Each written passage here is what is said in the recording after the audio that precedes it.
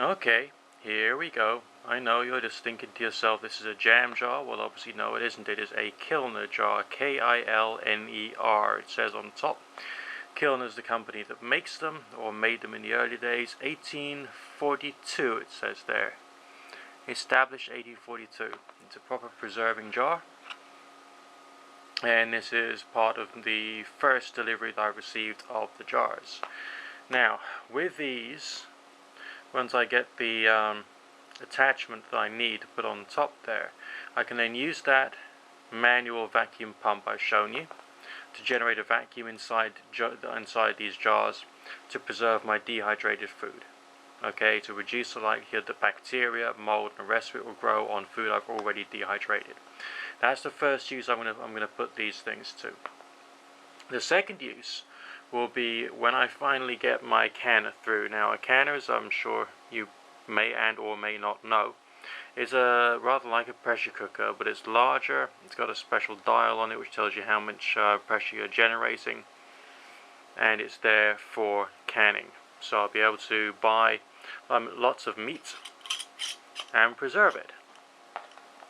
Now, this is not just for people who are going off grid, because let's say you're a self-employed person like I am. Okay, in a certain time of year, you've got to get your your money together for your tax bill. You might not necessarily be able to afford to go shopping then.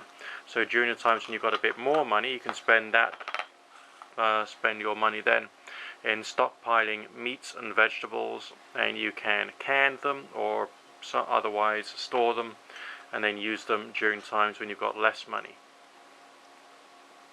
For me, once I've done a bit of growing, I'll be able to store what I've grown in my Kilner jars with the help of dehydrations I've just mentioned, with the help of canning, and possibly pickling as well.